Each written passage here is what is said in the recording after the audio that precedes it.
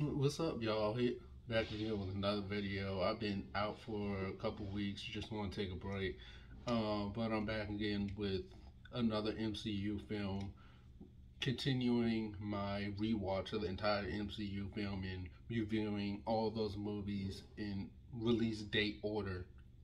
And this up is Iron Man 2, and this is the official start of the MCU. Before Iron Man, the Incredible Hulk, those weren't really meant to. Those were just kind of like one-offs. They weren't really expecting anything of it. But this is when they really started to get into the groove of Marvel and actually setting up these characters and future arcs for these characters. But I first saw this movie when I was about 12, 13. My dad took me to see it and I loved it, but a lot of times when you're younger and you watch a film, you might love it and think it's great, but when you get older and you rewatch it, you're like, yeah, this is not as good as I remember.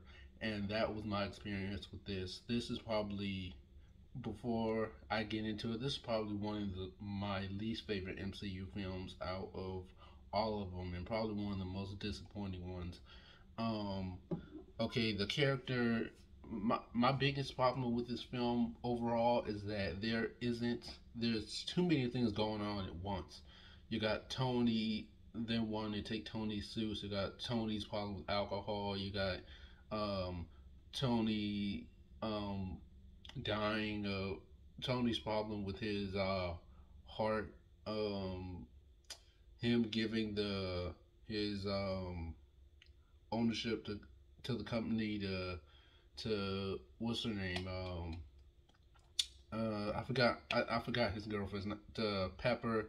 I mean, there's so many things going on at once, and Whiplash was a very poor choice. It could have gone way better if they would have written him better, but the humor falls flat in this film. The visual effects are great, and the action scenes are really awesome, but overall, it kind of just like drags. The first half just drags through until you get to the final battle, and it never really feels like in this film. Like my biggest problem with Wonder Woman 1984 is that it never really felt like the villains were on par with the hero. It never felt like the hero's life is at risk, what and that's what draws me into the story even more is when you have to guess and stay on your toes on if the hero is going to survive because of the villain. You always have to have a compelling villain with your hero, and Whiplash and um I forgot the other character's name. Justin Hammer are kind of just boring. Even when they team up together, it never really feels like Tony's life is at risk.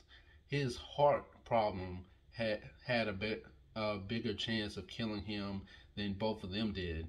And I think that if you really want a representation of how these characters should be written, I think you should either read the comics or I think you should just watch the Iron Man Armored Adventure series because a lot a lot of that from the show did a whole lot better than the villains in the Iron Man movies in general. And overall, this is just a very disappointing film because there's like I said, there's too much going on to keep up. There's like five plots at once.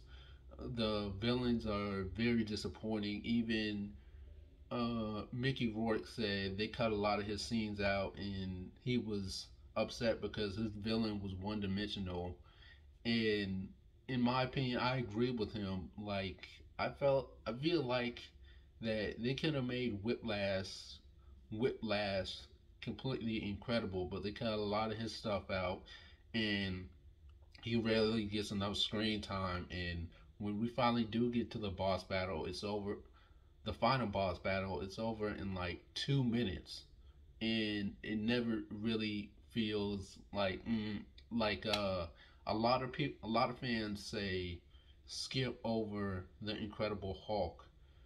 Um, but if I were to tell someone who's getting into the MCU, I would tell them to skip over this film because is other than Black Widow's introduction, there isn't really important anything important about this film or anything that matters about this film.